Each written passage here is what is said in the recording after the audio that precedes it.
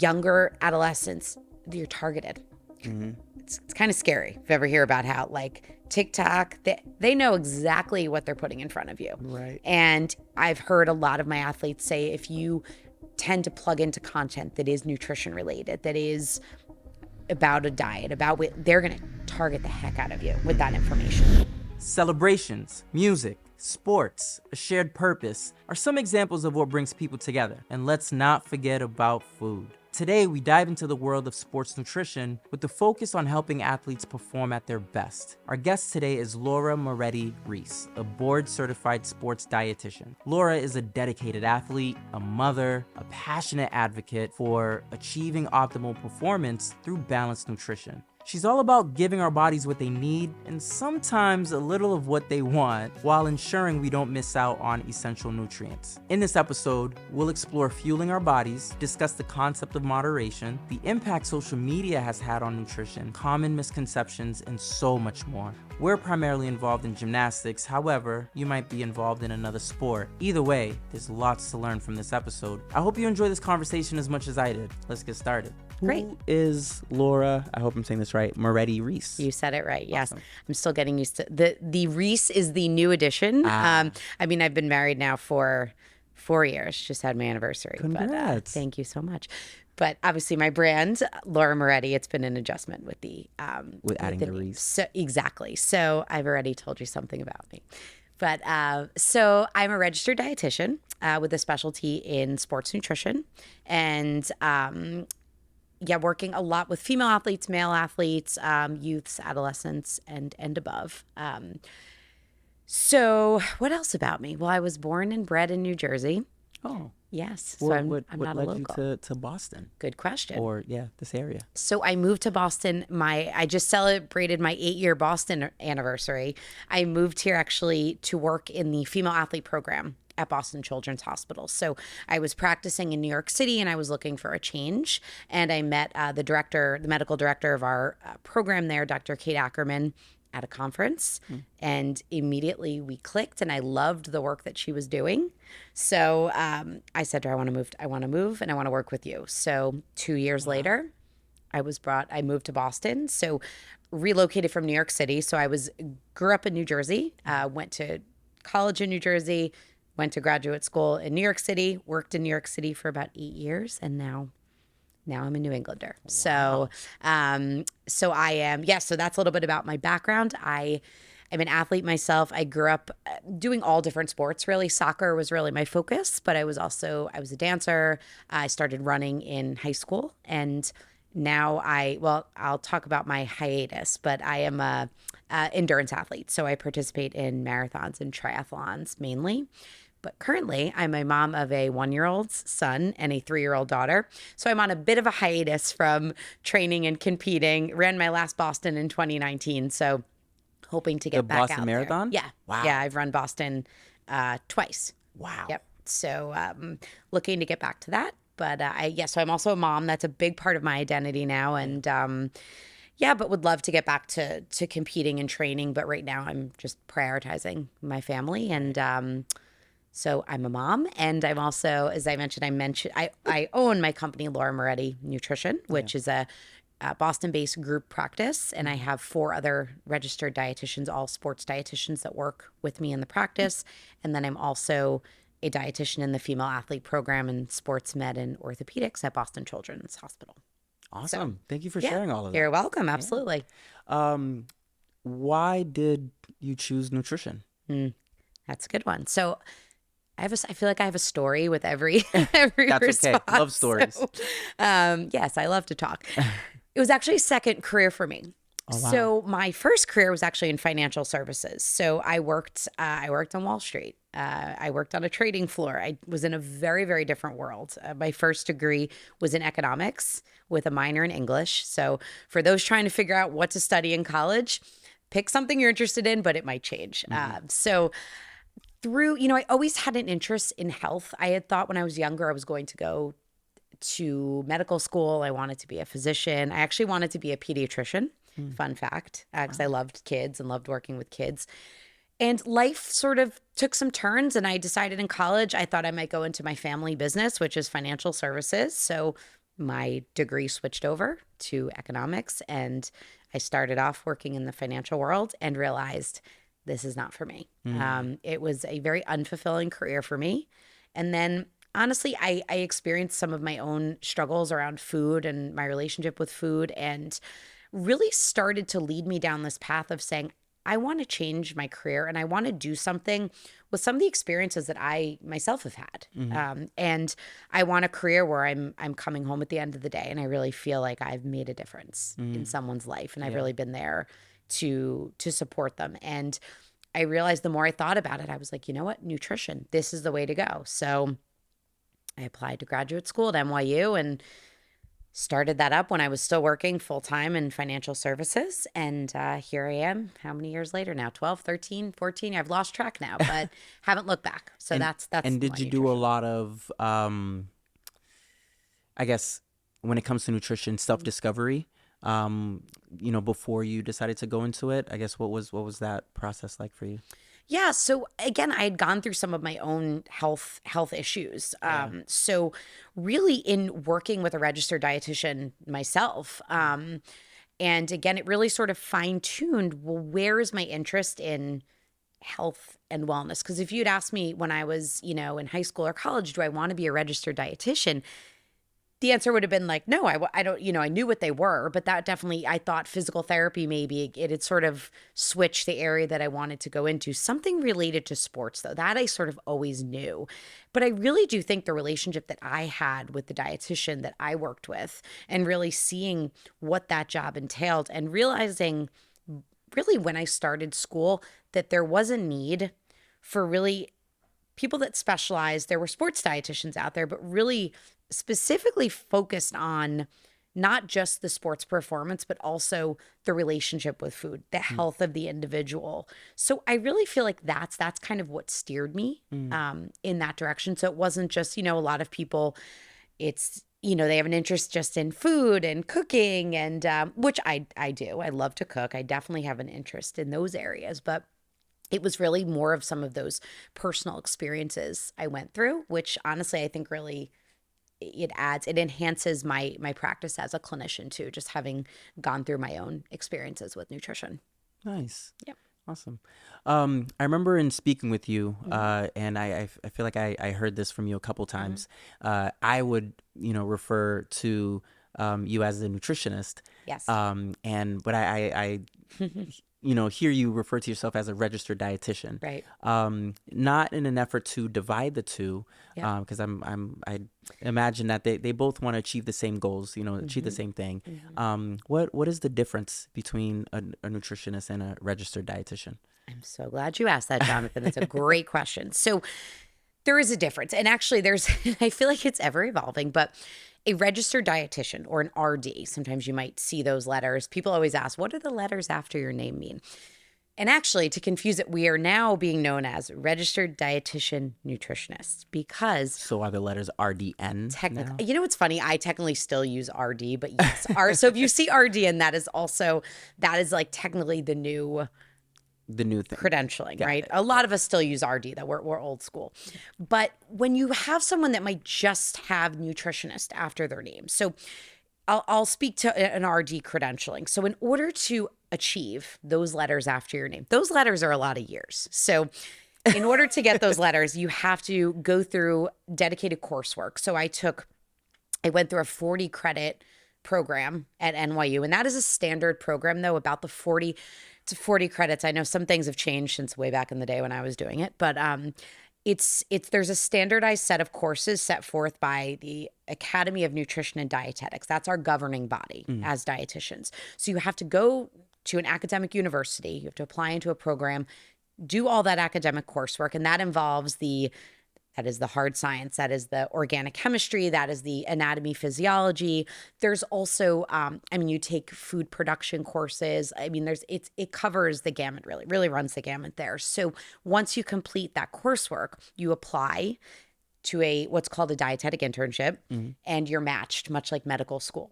So I did my dietetic internship at Weill Cornell Medical Center in New York City. I spent a full year. See where I'm going with time on this? See. Yeah. Yes, It's a big takeaway from this. Yeah. So I spent a full year doing rotations throughout Weill Cornell Medical Center in all different areas of nutrition, right? Really clinical nutrition. And then once you finish that year, you can sit for your licensing exam. Once you pass that, boom, RD credentials. I see. So those letters, behind those letters stand years of school. Yep. A year in a clinical setting where you have to achieve certain milestones. So you understand nutrition. You understand how the body works. Yeah. So to get those credentials, you go through a lot of work. And often there's also a master's degree associated with that. And the academy is starting to require that too. So I also have a master's of clinical nutrition as well. So an MS, Master of Clinical Nutrition. Flip side. So someone who uses, sometimes an RD might just use the term, oh, I'm a nutritionist, like, and they might also be an RD. But if someone does not have those credentials, typically they, there's a lot of like certification programs out there. And those are not, they're not accredited programs. They're usually a lot shorter and you're not getting the same clinical training. And I see. a lot of people will say, well, I don't want to do clinical nutrition. And my response to that is nutrition is clinical. Right. So it doesn't matter if you're doing weight loss counseling or you're doing sports nutrition. You need to have that vast understanding of how the body works. You need to have taken all the biochemistry, and because all of those things teach you about how the body works. So it's a very in-depth, you're getting someone who's, again, gone through a lot of education, a lot of schooling in order to achieve those credentials. So there's actually quite a big difference. That's a huge difference. Yes. That's a huge difference. Yes, exactly. So yeah, I see. There's definitely a lot of schooling that comes with it. A lot of schooling. Okay. Yeah, a lot of education. So then the other thing is, I know that there are some individuals who may not even have a certification, and they would call themselves a nutritionist. Yes. And I'm sure they probably have done research themselves and things like that, not to discredit their experience. I don't mean to discredit people. Right. Exactly. But there is that. Yeah. That big of a gap between. There is. And I say there's always the people that have, people might have a master's of nutrition, but not gone through that internship process and sat for an exam. So there are definitely sort of exceptions to the rule as well. But I do encourage people to really be, you want to be careful where you're getting your nutrition information from, because it can be very confusing out there. And I've heard some very harmful information being delivered to athletes. That's often when people land in my office. But yes, there's a lot of false information out there. So you do need to be careful. Let's actually talk about that. Great. What are some of those misconceptions or misinformation that you think are common that are out there? Yeah, absolutely. And I will sort of, I could talk to you for hours about this, but I'm going to focus my answer really on speaking about kind of the population that we're really addressing, the athlete population, I'll talk about adolescents as well, but I think this one actually does apply across the board, but carbohydrates. Let's talk about carbs. I love carbohydrates. So they get a bad rap. Thank you. Exactly. Yeah. That was just what I was about to say. So I do think that there is like a lot of, people demonize carbohydrates, right? They, carbohydrates make you fat, right? Carbohydrates cause weight gain. So there's a lot of people preaching no carb or low carb or keto diets and those things can be very, very dangerous, especially when I believe in, I'm probably going to hit on another question, but I have a very much an all foods fit approach. I don't believe in good foods and bad foods. And I don't believe in eliminating a food from the diet unless there is an allergy, a religious reason, like there's like a specific reason for it, right? So I do feel like, again, carbohydrates could also be an entire session, right? People do, the amount someone needs, the amount that you need at different times of your life. Can that change? 100%, right? But, it is all about that figuring out the right balance for you, which someone such as myself can help someone figure that out, right? But to tell someone you cut this food group out entirely, I've seen that recommended I've seen it in like teenagers, athletes, even more specifically athletes, and we're seeing at a really young age. At a young age. Wow. And that's we're seeing a lot of negative side effects, health, performance as a result of like low energy, right? So especially eliminating a food group that is our number one energy source for our bodies. So carbohydrates break down to glucose. Glucose, I always say that's the gasoline of the body, right? That's what's making all the systems go. So if you pull that out, again, you're really you can open the door for low energy, injuries resulting from that, right? If you have an athlete that comes in and they're not well fueled, they're not focused, their coordination's off, their concentration's off. And think about what your athletes are doing, right? Especially in the sport of gymnastics. I wouldn't want to come in underfueled in the sport. That could be pretty disastrous, right? So, but it also plays a role in healing the body. And I also think when you start to eliminate food groups, you can also start to play into disordered eating tendencies or even eating disorders, really getting into those areas of kind of demonizing. So I think anytime you're demonizing any food group, right, along with carbs, I'll say sugar, right? Now, I am by no means recommending that people go around, eating a bag of, Swedish fish for breakfast. I happen to love Swedish fish. That's what I thought. That's what I thought you were saying. I was gonna head out, grab a bag of chips, and have my dinner be a bag of chips, some Swedish fish, or anything. Yes, carb based. Exactly. So you bring up an excellent point, right? And so people are like, okay, so just sugar. And I'm like, no. Again, like there is a way to balance it, right? Like again, yes. Can you have some of those chips? Sure. I never tell, again, unless someone has an allergy, intolerance, religious reason, I'm not going to tell people, do not eat this. I might say, don't eat. The best thing to eat before you come in to work out is not a cupcake, right? Am I going to say, don't eat a cupcake? Like, no. If someone is eating 100% sugar all day, yeah, you're not going to feel good. You're probably not going to leave room for other important food groups such as protein, right? It's probably going to take the place of fruits and vegetables. So again, it is about figuring out what does our body need when, and that idea of sort of, balance and moderation. And I know that's a big topic as well. What does that mean? And what does that look like? But so I do think, again, demonizing anything, saying, no, you can never eat this. You shouldn't eat this. I really feel like I'm going to actually give you an example. I use this with my athletes. I'll say, okay, I'm going to tell you, Jonathan, do not look at this microphone. Whatever you do not look at this microphone. I want to look at the microphone right, so exactly. bad. So you know where I'm going with this now, right? Yep. Okay, right, exactly. You can't eat sugar. Do not eat sugar. Do not eat that. Do not touch that bread. It's like that big red button. Right, exactly. You're like, it says don't push, but it's like, yeah. So that's what starts to happen when we say you can't eat this, you can't eat that. We start to see that happen. So again, I think a lot of those myths, anything that says don't eat this, eat that, that's a big one. I think another one is like you can't eat anything after 8 p.m., right? We hear that one a lot.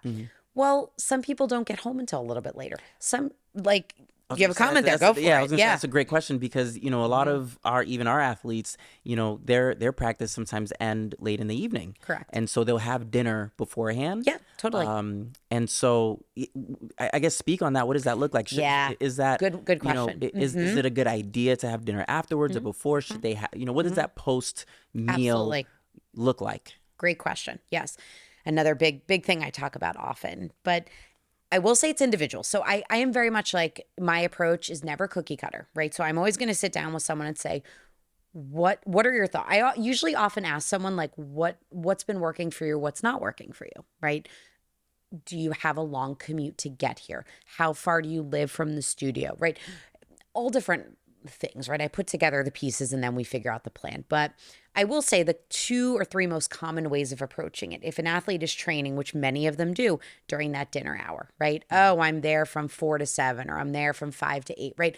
Whatever it is, strange timing, right? When you would normally maybe sit down to dinner.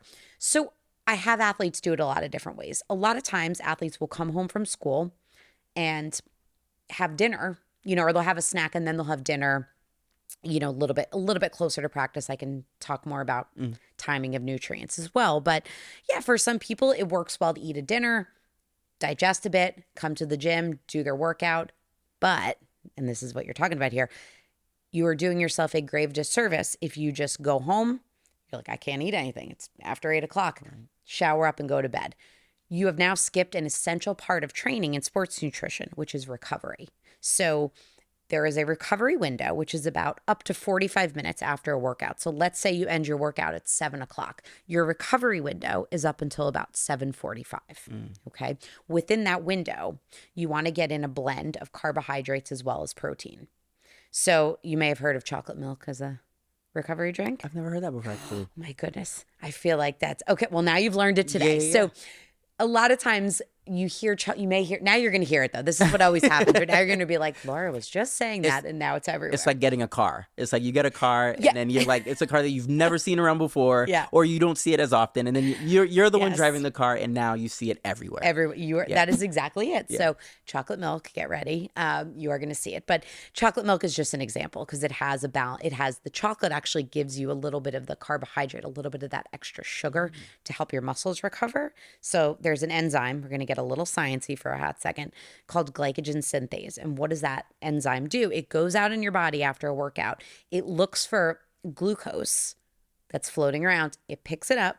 It stores it in your muscle, and stored glucose is stored as glycogen. So glycogen synthase creates stored energy. So now that's your energy to help fuel your body, right? So after a workout, you want that carbohydrate, but you also want that protein, and about 10 to 20 grams of protein.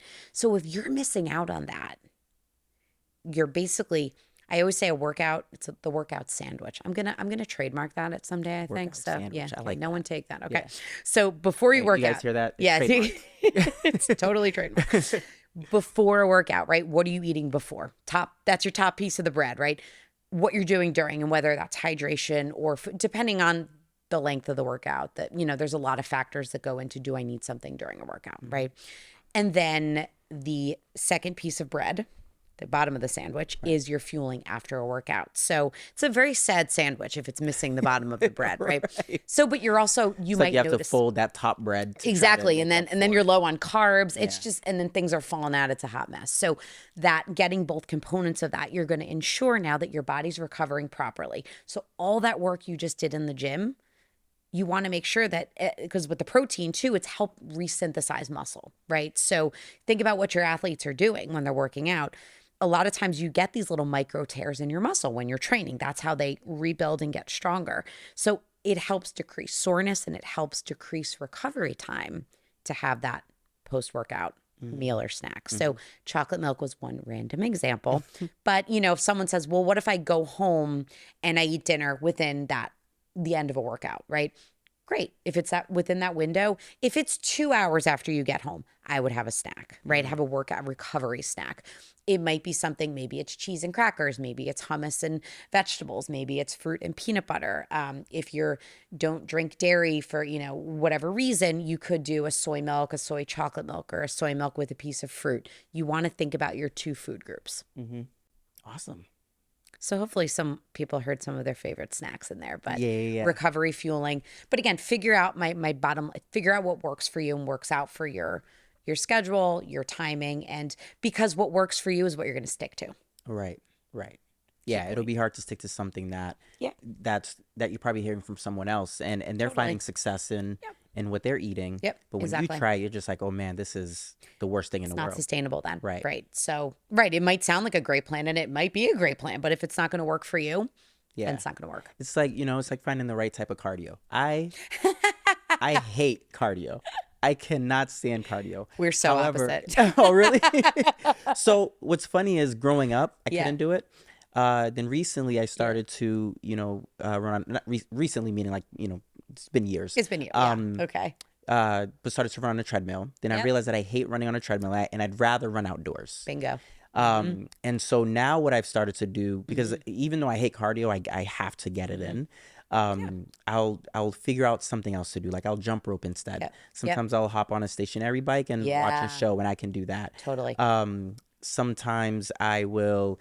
It's not, entirely cardio, but I'll participate in like basketball, or I'll do tennis. Absolutely. Still cardio. It's cardio.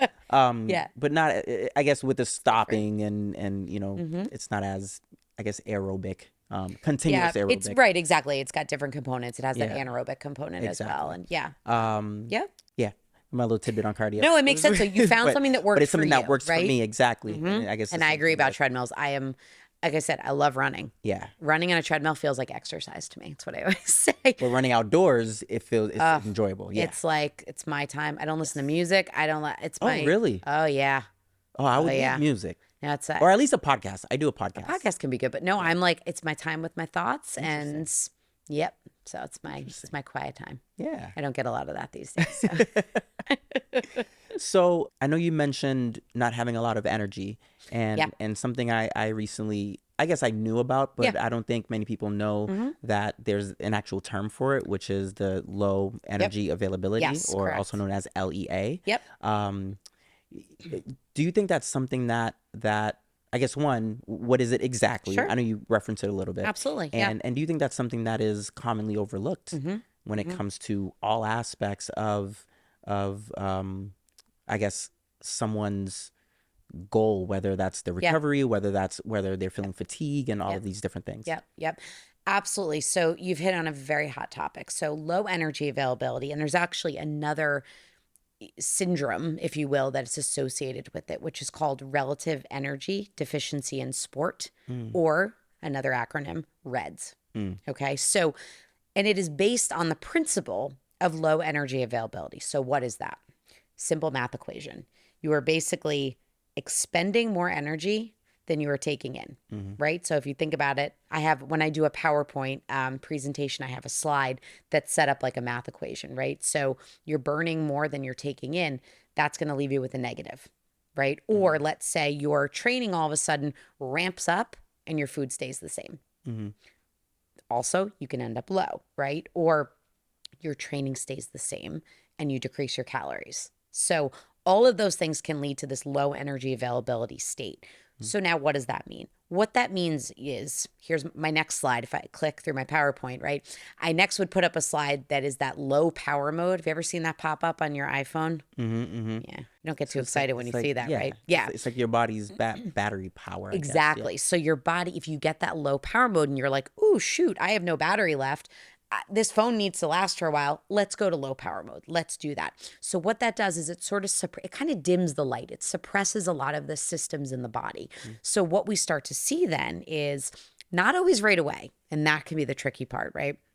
But we start to see, or I'll name several things you can see, right? You might not see all of these things happen, but a lot of times we get a slowed metabolism. So fun fact, we can actually see people gain weight when they're in an energy deficit. So wow. If you think of someone that may be trying to cut their calories and diet and they're training a lot and they're gaining weight, if you think about it, if your metabolism's slowing to protect the body, because your body senses energy deficit. It senses that kind of that fight or flight syndrome, right? Like, oh, my body doesn't have enough energy, so I got to conserve what I'm getting. Okay. So sometimes not always, some people lose weight. Okay. But it can go either way. Yeah. So that's something often where it is actually overlooked. Sometimes I've had athletes referred in, and a lot of times in an aesthetic sport, whether it's dance or gymnastics or figure skating, an athlete or even a coach or, weight management for this athlete. And a lot of times, honestly, I'm not going to say 9 out of 10, but it's not far off from that. It's not that the athlete's coming in and they're just eating way too much food. It's a lot of times that there's actually been a chronic underfueling, which has led to a metabolic suppression, which has now led to the body storing more energy as fat to protect it. So the cure for that is actually increasing the calories and increasing the metabolic rate. So that's one thing you can see. For female athletes, and actually male athletes too, but you can get a suppression of hormone levels. So for males, you can get low testosterone in more severe restricted circumstances. And for females, we see menstrual cycle abnormalities. So that is, for females, it's a bit of like a clearer picture. Basically, again, if the body is conserving energy, the body doesn't have enough energy to have a cycle. Your hormone levels suppress, your estrogen level suppresses, and the body stops menstruating. So that's a big one. And that is a huge one that we see in our female athletes, or a delayed onset of a menstrual period. A female athlete is about usually 15 and a half is kind of a cutoff point. If an athlete has not started menstruating by that point, we tend to see a negative effect on low bone, so low bone density. So the suppressed hormones. So if a male is suppressed in testosterone, same effect. It can decrease bone mass. So sometimes you might see, along with an athlete not getting a menstrual period or having low testosterone, bone stress injuries or stress fractures, because the bones are not, you don't have the hormone levels to help build bone density. Right. And another fun fact off of that, I could talk about, this is a soapbox for me, as you can tell. It's a big, important one. So what happens is females only build bone density. So thickness and strength of the bones, building that only happens until about age 20 in a female. And it stops after that point? So, Interesting. correct. So think about that. Does it stop at some point for males? It does. So males, it's a bit later in the 20s. It's don't quote me on this, but it is, I believe it's around like 26 but it's later. So males do get more time. But females, so if you have an athlete that is under fueling, not getting her menstrual cycle in her teenage years, see where I'm going with this? Our clock is ticking. So if I get someone that comes to me at age 25 with low bone density, we do over in our program at Boston Children's, we'll do bone density scans or DEXA scans, as they're more commonly known, to look at an athlete's bone density. And if someone is very low outside of their building range, now we're looking into more of like medications, right? You can focus on more calcium and vitamin D in the diet to help maintain what someone has, but you can't build more. So that's why we hit it really hard when we're talking about energy availability and having enough food in the body. Bone health is a big, big, big one. So, and sometimes you might notice an athlete is getting a stress fracture, and maybe you have to dig a little deeper, right? And or physician or whoever that individual is, and you might find out that, oh yeah, this person, she's never had her period before. And so we do a lot of education around that, because sometimes it's a taboo topic. People don't want to talk about it. Right.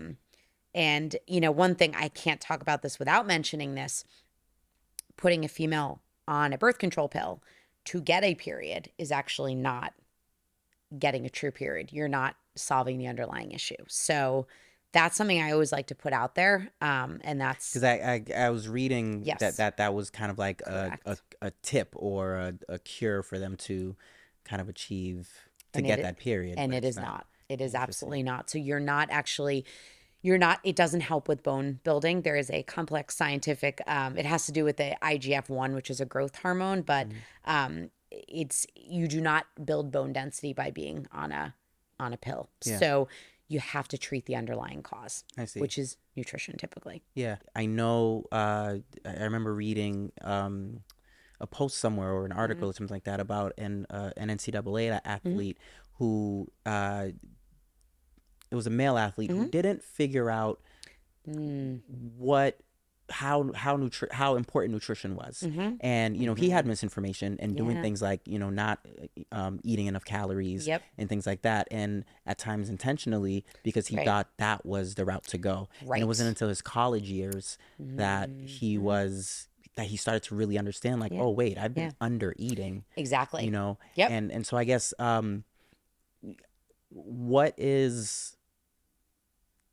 what are your thoughts on what is the best way to help younger athletes get more of this information so that they can avoid these possible deficiencies as they get older? Yeah, no, I mean, I think education is key, right? I think I do a lot of outreach, right? We're having this conversation here. Right. And again, like it's, I don't mean to overfocus on females. This is males too, right? I think a lot of males, I hear it all the time. And, sometimes they're noticing it also, like not being able to build muscle or find, strength gains for females or males. I should mention those two as other potential side effects of an energy deficit. You're doing all this training and you're not really seeing it. And a lot of times people think, oh, well, I got to clean up these calories more or pull back more, right? But that's misinformation, right? So I do think that the more, registered dietitians, especially those that really specialize in sport. So another credential for you, CSSD is a certified specialist in sports dietetics. I see. Okay. So and that's I would assume that would be do they go through a similar schooling? So you need to be an RD. Right. And then you need to be an RD for at least, it's a minimum of 2 years, but you need to do let me remember this. I think it's 1,500 hours of sport specific counseling. Okay, so to then sit for that exam. CCSD. CSSD. CSSD Another comes credential. after being An RD. Gotcha. RD is like, that's the building, the base of the building, if you Yeah. will. But yeah, I think, you know what we're seeing, I'm in some organizations for sport dietitians. A big one is, I have all these acronyms. We have so many acronyms, but it's the Collegiate and Professional Sport Dietitian Association. So most sport dietitians in the country are members of that. And a lot of all the US Olympic dietitians are part of it, all the collegiate dietitians. So those individuals, we go to conferences every year and we, spread information, good information, among the organization about these topics. So sports dietitians are going out and doing a lot of education, right? If you're on the collegiate level, but also on high school level. Collegiate levels, a lot of schools, not all, unfortunately, not all have the budget for it, have a dedicated sports dietitian on staff. I know several on-campus sports dietitians, even in the local area, that do. I was speaking to a colleague of mine, Emily from my private practice, who was a sports dietitian. She's the dietitian at Brown, and she's like, I gave 12 lectures and, so she's talking to all the teams and she's talking about this. Wow, so okay. This topic, it's being spoken about. When dietitians are educating, doing team talks, they're not just talking about proteins, carbs, fats, and hydration. They are, but you can't talk about those things without talking about getting enough, right? We always say that's the bottom of the pyramid. If you're thinking of the pyramid of like fueling, right? Getting enough food, periodization, timing, supplements, those all come higher up the pyramid. If you're not getting enough, then everything else almost doesn't matter in a way. Exactly. You can't build a house on a weak foundation, right? So I think that education is key. I think reaching out, again, registered dietitians, sports dietitians. There's other also professionals like athletic trainers can be amazing resources too. Coaches, right? I think coaches, athletic trainers, physical therapists, physicians educating themselves too on this topic. Here, I'm going to give another plug. Our group has our group out of Children's has a female athlete conference every other year. We just had over 1,500 attendees virtually and in person. Yeah, Wow. right, hair flip.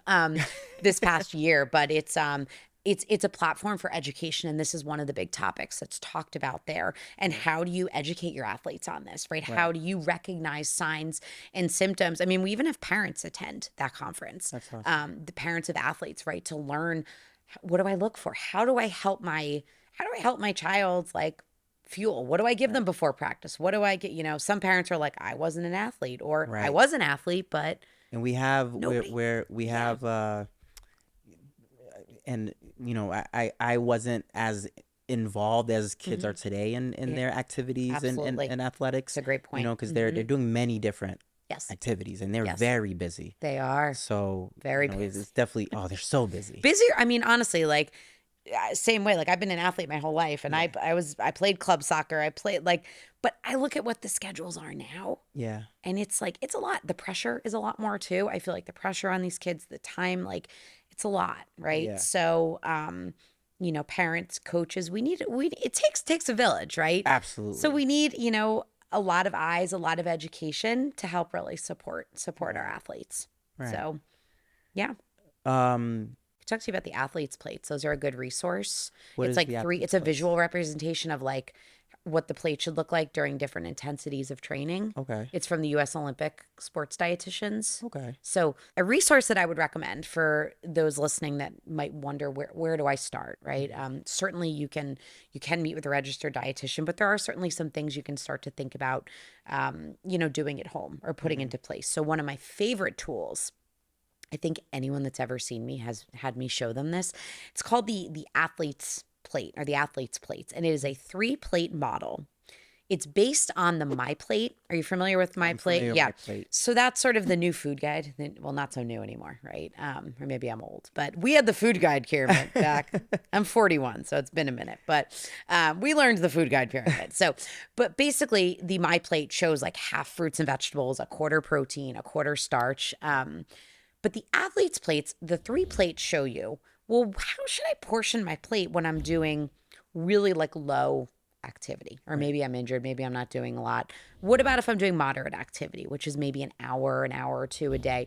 Or what if I'm doing really intense activity, which is over, an hour and a half, over 2 hours, or for a lot of like my growing athletes.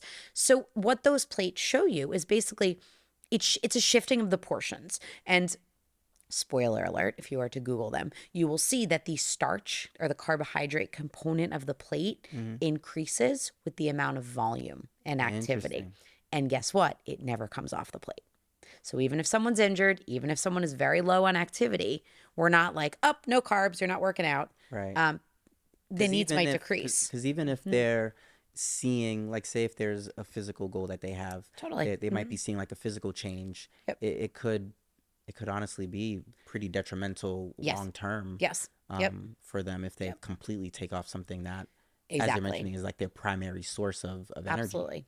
Absolutely. Exactly. So, and like I mentioned when we first started speaking, that yes, proportions of nutrients might shift and change throughout the year if you're injured, but you really want to be careful about cutting things out. Or I'm actually doing research in this, is looking at how athletes are doing, how they're thinking about their food, how they're thinking about their nutrition, and even their like identity as an athlete if they're injured. So I'll come back and talk another time about that. Well, but you start to tap in on their relationship with food. Correct. Which is something I talk to my athletes about, right? Yeah. But I'm not a therapist, but like their body image, that's something that comes in, especially when you're working with. I'm going to use gymnastics, obviously, as an example again, right? Think about what we train in, right? Or what you train in. I'm not gymnastics training. Maybe I will. Maybe I'll start. We have the adult classes. Okay. All right. Totally. Come join. Stay tuned. But the uniforms, what they compete in, right? It's the form leotards, fitting. it's form It's fitting, a leotard, exactly, yeah. right? So I feel like I'm talking to my athletes. I think I mentioned before, I work with a lot of figure skaters as well. I was just speaking with a figure skater of mine the other day, and she said sometimes she's thinking more about what people are thinking of her body in her competition outfit than how she's skating. Wow. And in that circumstance, we talk about it a bit. I'm not doing the heavy lifting. I'm staying in my lane. I'm not a psychologist, but I do work very closely with a lot of sports psychologists who are trained to navigate that. But I come in when, I'm thinking about that a lot, so I'm cutting back what I'm eating.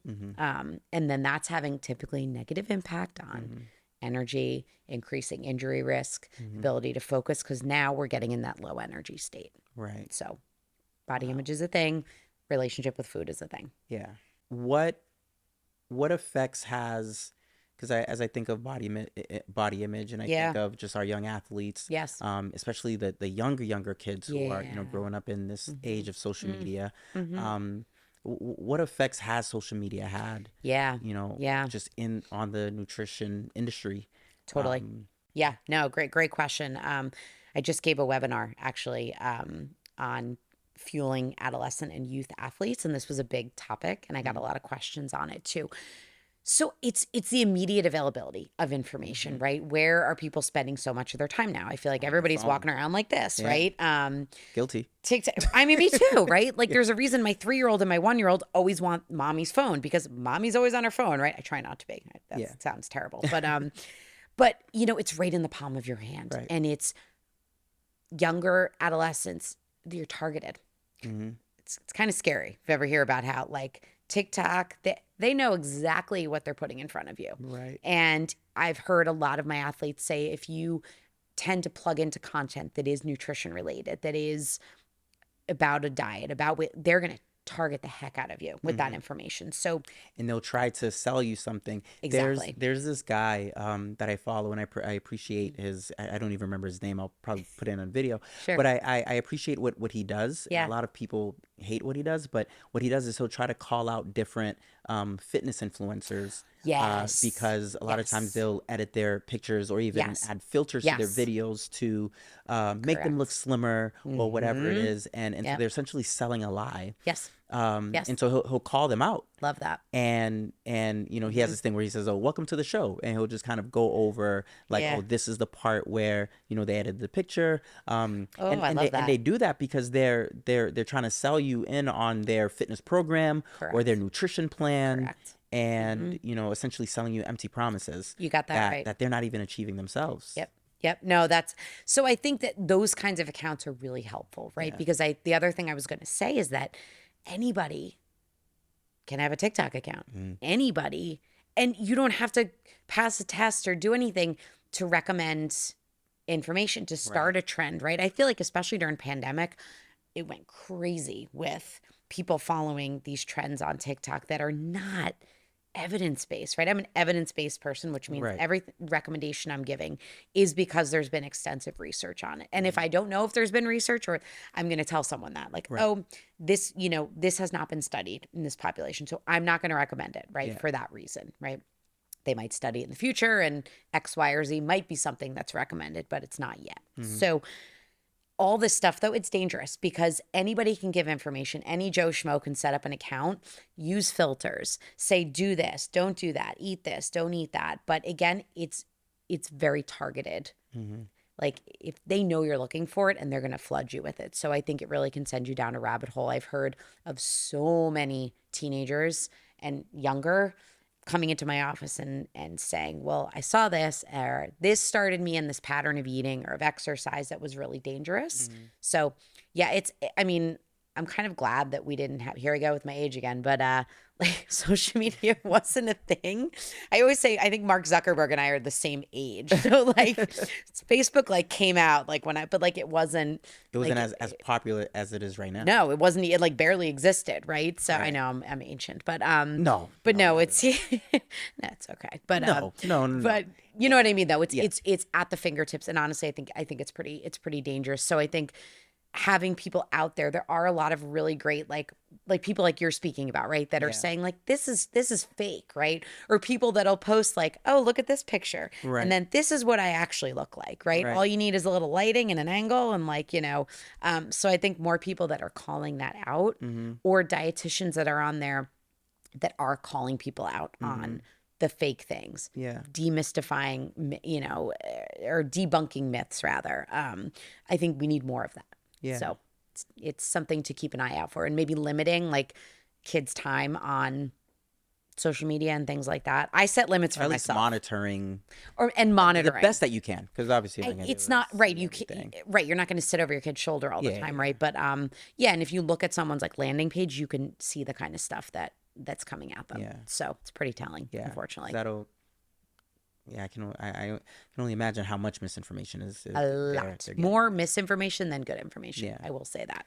What are your I guess thoughts around sports drinks?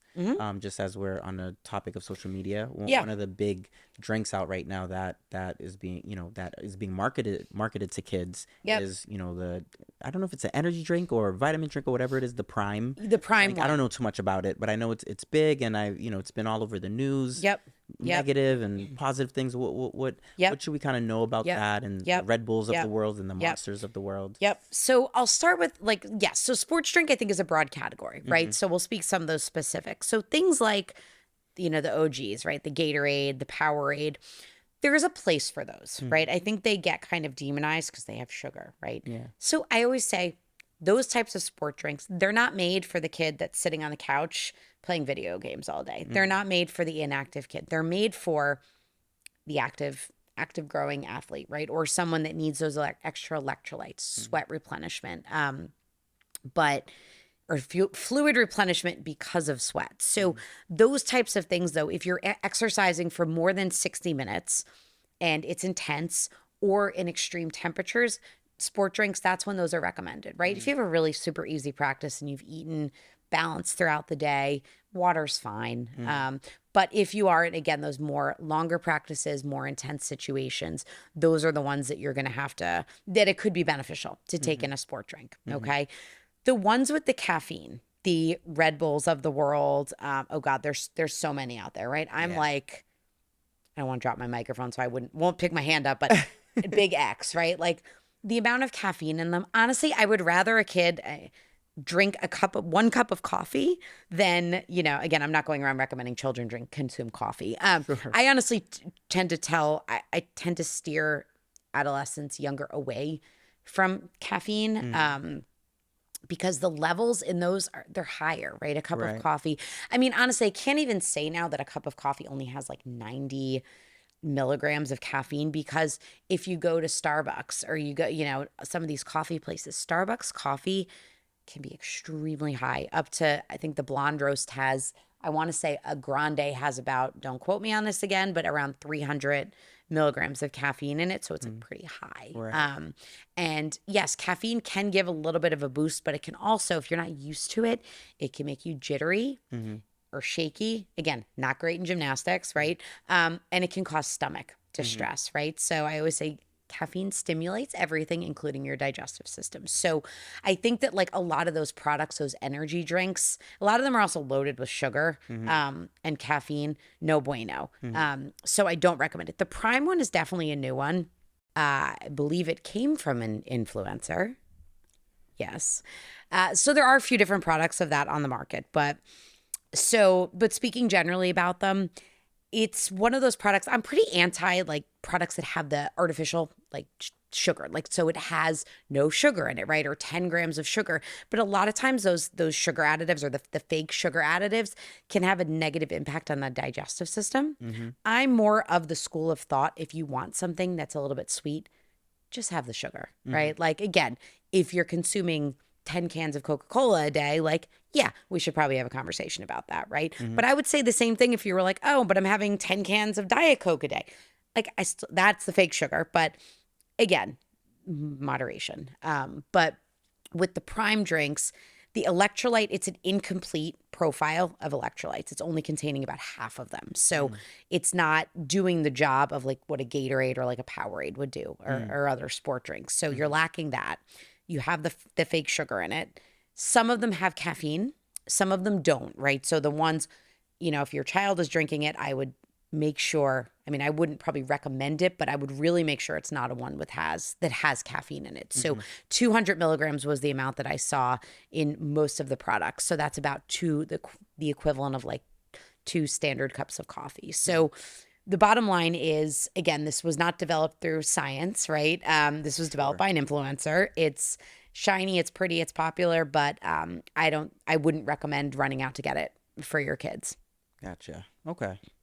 Did I ask about the professionals? Do professionals tend to disregard Advice. nutrition when it comes to developing a treatment plan for, chronic soreness, aches, pains, fatigue, mood changes? No, honestly, I feel, and again, you're going to certainly have some professional athletes that think they know best. But I will say I've worked with professional athletes myself, and there are not just professional athletes, but professionals in general. Right? I'm sorry. I thought you were speaking to professional athletes. So professionals in general, like when you're kind of going to the doctor or, things like that, do they tend to overlook nutrition and try to just give you a treatment plan that? So I think, again, it's varied, right? There are certainly, I work with a great network of physicians, physical therapists, right, athletic trainers, coaches that really understand and appreciate the value that a registered dietitian can bring to the table. So I think that our role is becoming much more recognized in the treatment of an athlete.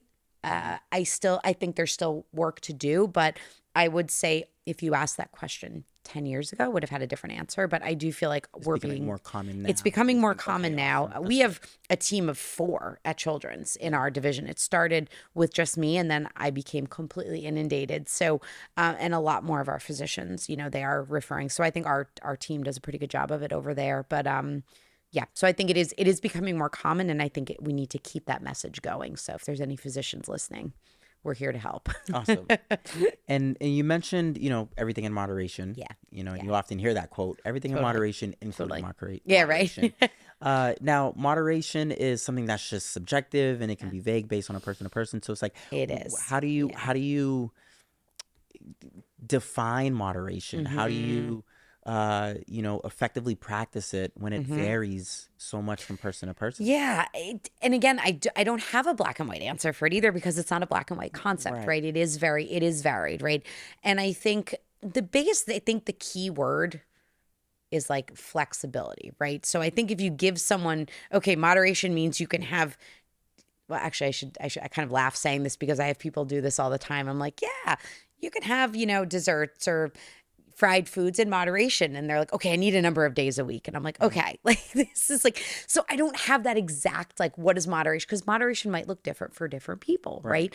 You know, I feel like though, it does tie into that idea of flexibility and, you know, feeling like if I'm in the mood for something, you know, if I want chocolate cake, yeah, maybe it's twice a week, sometime 1 week. Maybe it's that I have it twice and then I don't want it for a month, right?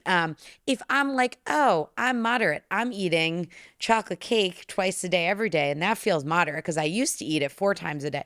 I mean, so unfortunately, it is kind of a tricky concept, right? I think it's like moderation is like, I really believe in this concept of like when you want something, getting yourself to a place where you're able to have it and you don't feel like you're kind of like overdoing it on something. So I think that's maybe the key word too. Like if you're eating something in a moderate way, like if you're recognizing when you have a craving for something and you're having it, but you're not in that mindset that like, oh, I have a craving for it.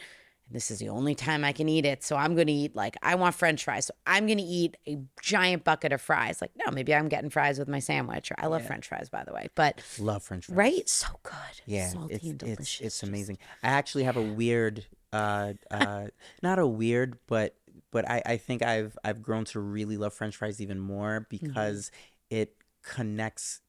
For whatever reason, I connect it with my father in a way. So my father passed many years ago. I remember as a kid, whenever like, you know, I was like, hey dad, I'm hungry, or I wanted something to eat, and there was like no food that was made in the moment, and he may not have felt like cooking or anything like that. We would like go to McDonald's or Burger King. Burger King was huge. But now I don't know, and that's kind of like this you know, in this idea of just like having a relationship, having a weird relationship, or understanding the relationship that you have with food is important, because that's something recently that I learned. That's really interesting about myself. And that's like it's almost like a comfort food in a way, because it just reminds me of and food. I was just having a conversation with a client of mine yesterday about how food can represent so much more than food, right? I have done an activity with clients of mine in the past where I've named a food and I've had them sort of do like a stream of consciousness activity with it. Like I say watermelon, and now all of a sudden my brain goes to, ooh, summer. Oh, 4th of July. Oh, these barbecues we used to go to every 4th of July at my cousin's house, you know, with my family. And now I have this great memory tied to, you know, watermelon just has all these positive, and foods can have negative associations too. But that's a really, you share like a really special connection.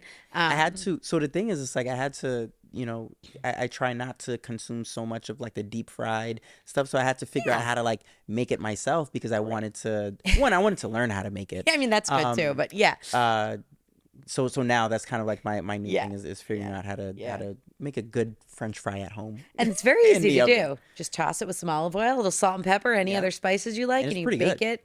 Really good, right? Good, It's good. It's good to make it on your own, right? But it's, you think about just like, you know, but I really think when you are eating in sort of a mindful way, it almost like lends itself to helping you eat moderately. I know that's not, again, it's a very hard question to give like a specific answer to, but you know, a dietitian can help you figure it out too. But again, if you're thinking too hard about it, like, oh, what's moderate? Am I eating this too much? Like, I would want to like take a step back and say, well, like, okay, let's think about this. Why are we starting to, you know, why are we thinking so much about this? Like, I would want to know more. So actually that question itself, like sort of, to me, would be a whole session to understand more about, like, why are we asking that question? And what, you know, so I'm not going to have a whole session. No, that's okay. It's okay.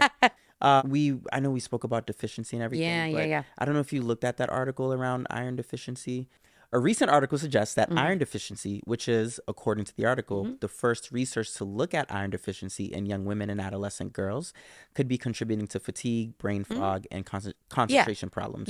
And that it's often underdiagnosed in general, especially, again, amongst those women and girls. Have you noticed this in a common way in your patients? And I know we already spoke about some other deficiencies. No, but that's a good one. What are foods that are rich in iron? So absolutely. I mean, iron is something I speak. That's interesting that's, I wonder if it is actually the first, because there's a lot of research on iron deficiency, but I'm wondering if because it's adolescent focused, because there is less, sometimes there tends to be less research in adolescent specific populations. So yes, we do. Iron deficiency is a huge thing that I speak about. And females are more likely than males to be iron deficient, specifically menstruating females. And also we see it more in vegetarians or vegans, because the number one iron sources in the diet actually come from animals. So animal proteins are the number one. That doesn't mean if someone is vegetarian or vegan that they cannot get iron. But what it does mean, it is not absorbed as well from a vegetarian or a vegan source, such as spinach feels like one of the most common ones. So in order to increase absorption rate from a vegetarian source, you want to pair it with vitamin C. So you could put a spinach with, strawberry spinach salad, really delicious. Peppers, yellow and red peppers, right? Even if you're drinking water with your meal, which I recommend, squeezing some lemon or some lime, that gives you vitamin C, right? Or if sauteing it with like a little olive. Are you getting hungry? Is that Getting so hungry? This happens all the time. And it's close to dinner. I thought I was feeling that. But I'm like, and all of a sudden we're starting to like drool a little bit, right? But yeah, spinach, a little sauteed with oil and garlic, and then squeeze some fresh lemon over it, right? Or saute a vitamin C containing. Fun fact: broccoli actually is vitamin C. Oh, who knew? But yes, the highest sources are, obviously, like everyone thinks of red meat, definitely a very high source of it. But even chicken, fish, all of those things are also, so animal proteins are the highest. And then things like your dark leafy greens, also beans are another excellent source of iron. So if you're wondering if you are deficient in iron, I would say get a blood test. But it is very common. Athletes also, you lose iron in sweat too. So typically the more someone is using their body, working out, training, your iron demands and needs are going to be a bit higher. So if you're like, ooh, I'm feeling really fatigued, also cold intolerance or bruising easily, all can be signs of an iron. But you could also be iron deficient and not be fully like anemic, right? That's like a more severe iron deficiency. But if you're getting that brain fog, that I always say, like feeling like your legs are kind of like stuck in the mud, right? Or cementy, like that heaviness in the body is often very common with iron deficiency. So it's worth asking a physician when you go in to get it drawn. And then you could also then go into an iron supplement if it's low enough, or include some of these dietary sources. Awesome. Skipping breakfast. That is something I know I've done in the past. Not anymore. Now I try to. Well, yeah, I typically have a vegetable and fruit smoothie in the morning. Great.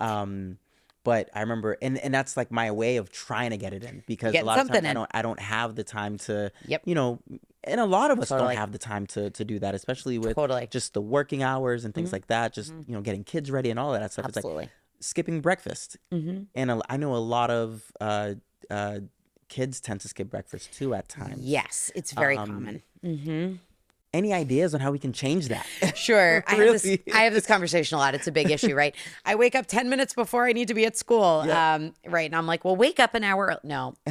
What did I say before, right? You got to ask people what they're willing to do, right? Yep. So it's usually not wake up early, unfortunately. But one thing I like to tell athletes especially is that in order to absorb all the protein that you need in a day, it's best when eaten spread out throughout the day. So let's say someone needs, I'm just going to use a round number here, 90 grams of protein. If you're like, oh, no big deal, I'm going to eat a gigantic steak at dinner tonight and a giant piece of protein at lunch, nailed it, right? No, you would want to get protein distributed out throughout the day. So like, 30 grams or 20 grams at a meal. So because your body can't absorb all of that protein all at once, very right? Good, very good. That's exactly right. So the body, now research is saying, there's some hot new research saying it's more like 40 grams at a time. But even then, I'm still going to encourage you wake up in the morning having something, right? And again, whatever that can be, start with something. If you can get a little bit of, hopefully you're getting a little bit of protein in your shake.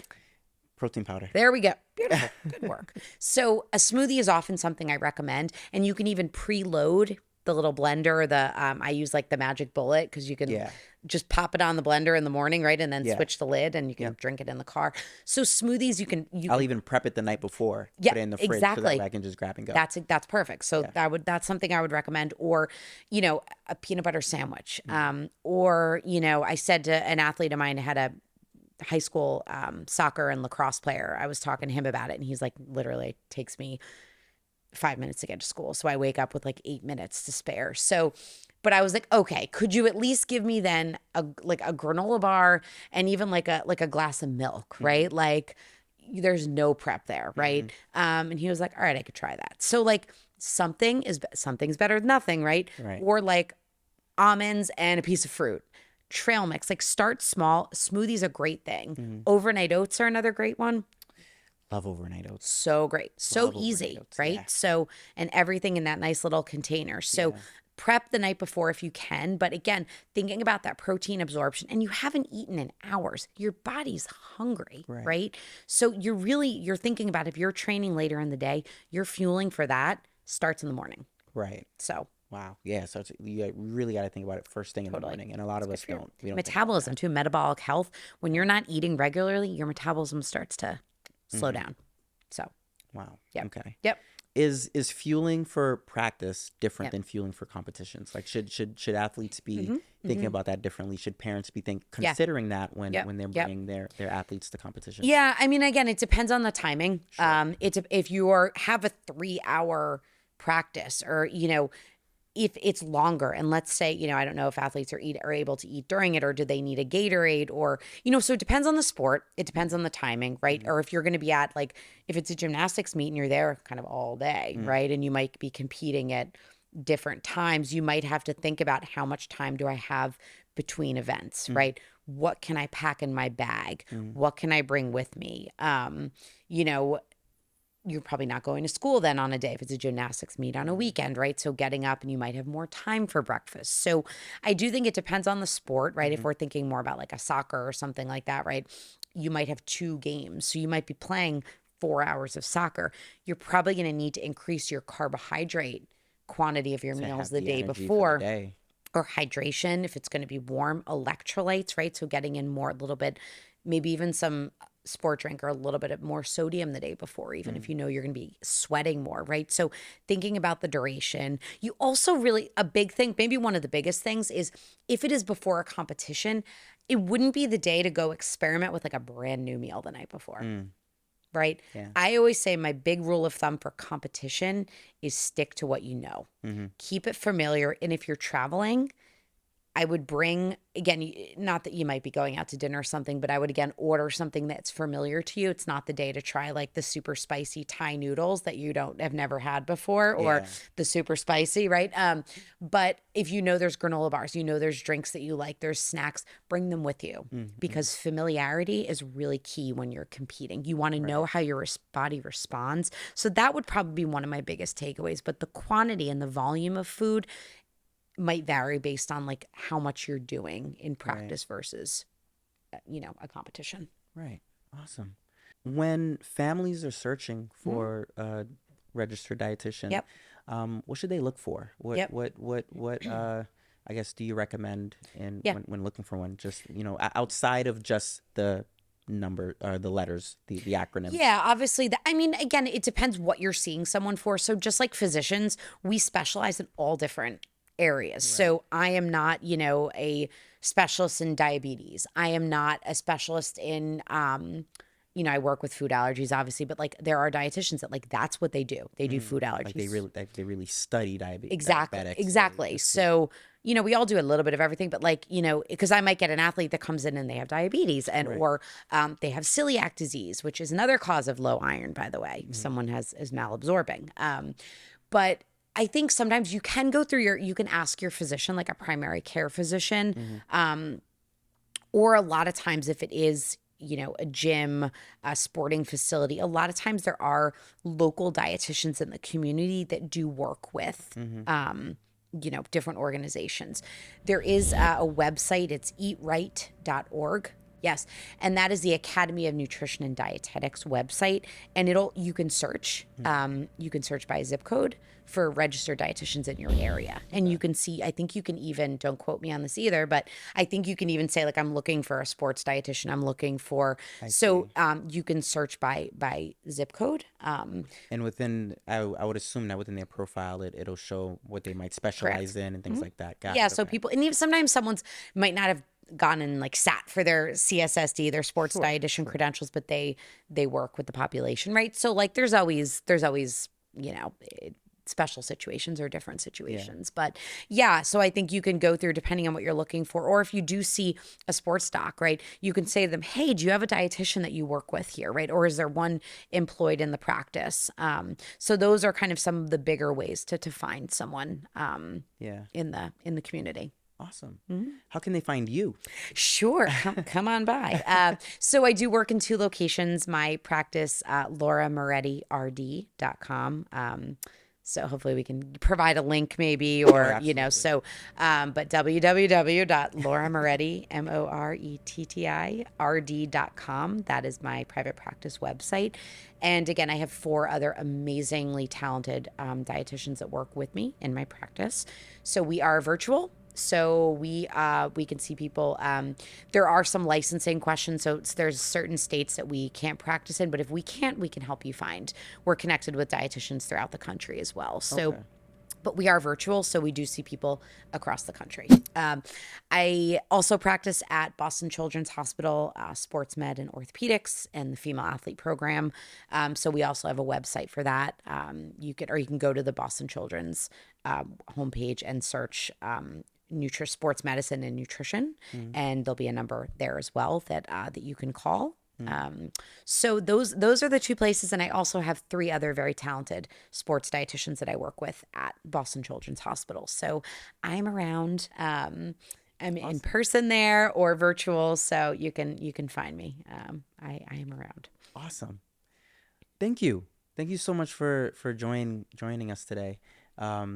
Really appreciate you taking Absolutely. the time. Is there anything else that you might have want to mention or anything like that? No, I think it's great to be here. And again, I really, applaud you all for seeking out a registered dietitian to come in and educate your families and your athletes, because again, like you asked me before, this is the way we get the information out. So I love doing talks. I love doing lectures. I would offer that out too if anyone is listening and wants, is interested. I wonder if, Laura or someone on her team would come and talk with this group or that group. Like, absolutely. And we work with families. We do family meal planning. And so we are happy to help. We are here. We are also on social media. So at Laura Moretti RD, Laura Moretti Nutrition. I'm messing up my own social media. It's okay. Well, no, I have 2. I have 2. Yes, it'll all be there. So we do, you can also follow there for reputable advice as well. So I post a lot in recipes and fun things like that. But no, it's great to be here and to speak with you. And again, I think it's really wonderful what you're doing for your own athletes here and really looking out for their health, and so not just their performance, right, but their health too. Right. And I think that's really key and important. Yeah. So awesome. Great. Laura, thank you so much. This was a pleasure. Thank you. This was fun. Love it. Happy to come back. Awesome. Excellent. All right. I'm ready for dinner. Me too. I know. I just made you guys hungry. Pick up my children. So, this was fun though. So awesome. Just, let me know.